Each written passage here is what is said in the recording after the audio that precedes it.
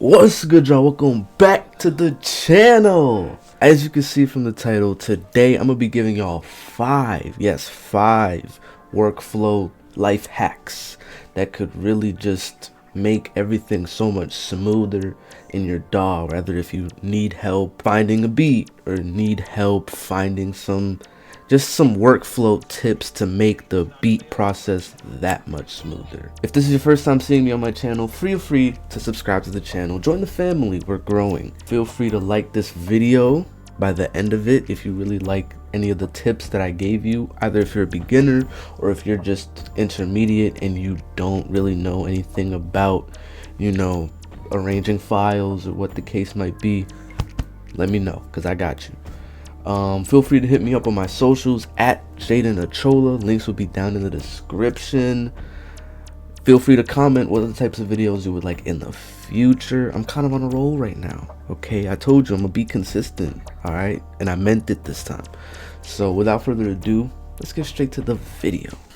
For the first tip, let me actually look at my tips here. Templates. So one thing I want to break down for anybody, this is probably going to be specifically for beginners. So the first thing I want to do for any person that already makes beats, there's this idea of templates. It's not really an idea, it's an actual thing that you can do in FL Studio. But what you want to do, right? Let's say you want your beats to start off with a hi-hat and a clap. Right? If you look at my FL Studio right now, I have a pattern for hi-hats and for claps, right?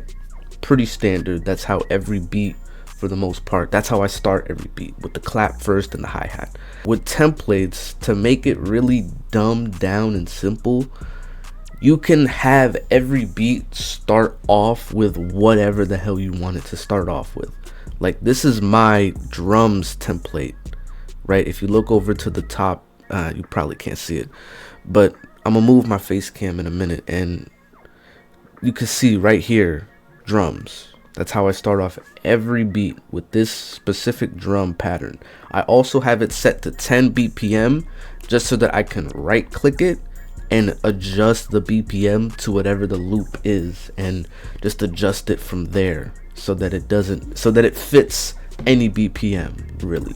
I also start on the master with a soft clipper that's set to its standard settings and a parametric EQ with a couple knobs pushed up. The bass pushed up a little, the highs pushed up a little, the mids pushed up a little bit. To be specific on how to do the templates and how to save it, you just want to press Control S. For this sake, I'd name it drums. I named it in all caps so that you know this is the drums. And then the folder you want to do, right? You want to click on the folder icon, look up documents. That's important. Documents, image line, FL Studio. Then you want to go to projects. And then you want to go to templates. And as you can see, I already have drums saved to this specific area. And when you click drums, it'll be a bunch of different stuff. But yeah. You basically want to save the FLP to that specific folder, and then in FL Studio, to make sure that every beat starts up. A cool thing about FL Studio now is actually, I'm gonna show y'all, right? I'm gonna unsave this, I'm gonna go to FL, start it up, and in FL 2024 now it asks you how you want to start your new project. If you want to start it with an empty template, or if you want to record an audio, if you want to do default drums, right? So FL Studio pretty much does the whole templates for you. But if you still want specific stuff for your template, like for your project to start up, you can still create it, right? Like I still created my drums template because FL Studio doesn't give that to me. Once you get that template, it'll just make things so much faster. Right, if you just have a loop, you already know it's at 140, you drag it in, you change the BPM, you have the hi-hat, you go to a specific hi-hat, you just drag it in, and it doesn't even have to just be hi-hats and claps. It could be hi-hats, claps, and a snare, hi-hats, claps, snare, it could be like a whole drum pattern that you already like, so that you could just drag and drop, and it'll just make things so much faster, especially if you're like in the studio and you need to just like make a quick beat, just a quick beat. That'll be like so fast, so easy. So that's tip number 1. Tip number 2 will be presets. Presets are very important when it comes to this whole world of music. So just to break things down, right? In order to save an effect preset, all you have to do is just right click on whichever route that you're using, whichever mixer you're on, go to file and then save mixture track state as. Or if you want to use your keyboard, you can press, as you can see, shift, control, and then S, right? It does the same thing. It'll bring up this folder, and as you can see, I already have like 4 good presets. Let's say you're an underground rapper and you just got Autumn's preset from a Discord, right? What you can do to open up that preset specifically without going through this folder is go to open mixer track state, and for me specifically, I have it saved to my drive. So it's right here. Boom.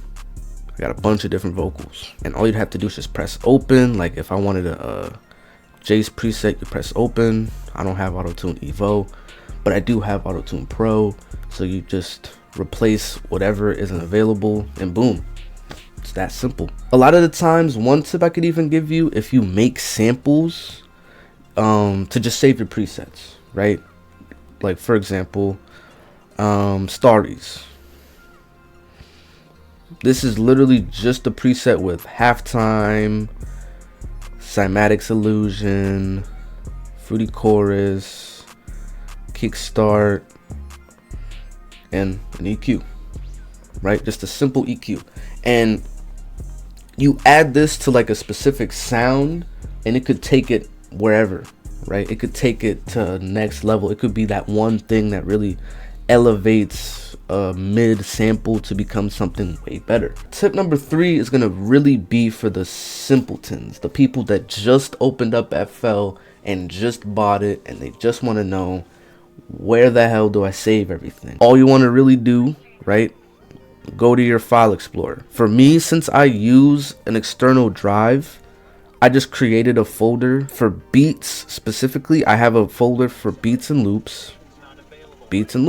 I also do zips, which is a whole different discussion, and honestly something I could show y'all in a completely different video, because that's also very like crucial these days. But FLPs, I also have that saved to my drive, and the FLPs folder is stacked. It's a lot of projects. And that's really all it is, right? You just want to create a folder in your file explorer. You just want to create a folder, put all your sounds in that folder. Now, how does FL Studio recognize this? I'm glad you asked. You want to go to your options. You want to go to file settings. Over here, it'll say browse extra search folders.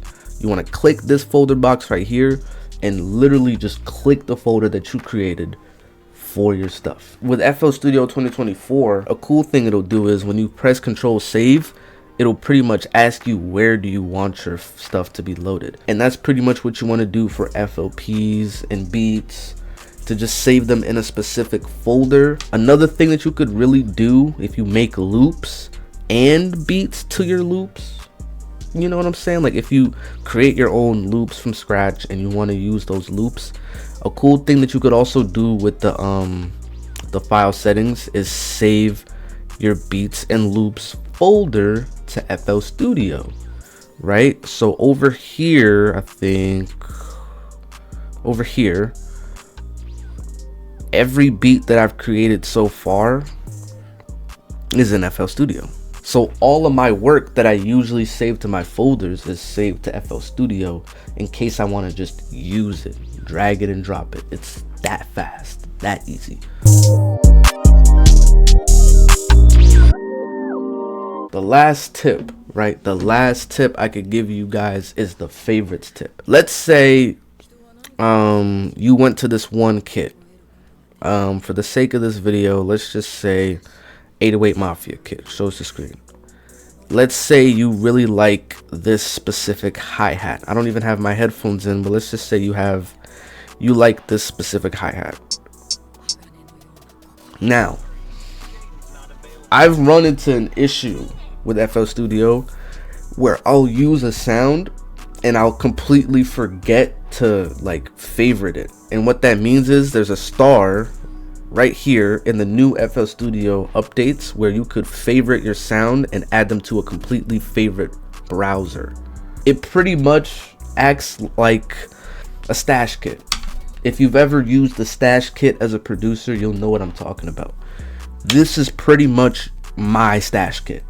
Every single sound that I use and like is in this area, and it's so like not easy, it's so like helpful and useful, because before this update, I swear to God, if you didn't know like which specific sound to use for a beat, you had to search for it, and there was never any search bar either. Another thing you could do now is search for your sound. So like, let's say you want hit hi-hat, boom, there'll be different versions of the hit hi-hat. Before FL Studio, I think 2021 was when this came out. Like FL 21 is when they started to do the favorites and the search. Before that, it was runts. It was really runts. You couldn't like search for your specific sounds, especially like in FL 12 or anything. You just had to know what the sound was or what it sounded like. If you didn't know, you were basically cooked. I already have a bunch of sounds that I like the Lex Luger 808, like a bunch of nice clean sounds that I like to use. You could just keep in this folder, and it's so good. It's such a hack. These are my tips I can give to you. Make sure to subscribe to the channel if you like this type of content. I will be posting whenever I can, okay? I'm gonna just keep it a bean. I'm gonna post whenever I can. You can't make me do otherwise. Don't forget to like the video if you liked any of these tips and you found them helpful. Follow me on my socials at Jaden Achola. And without further ado, I'm Jaden and I'm out. Peace.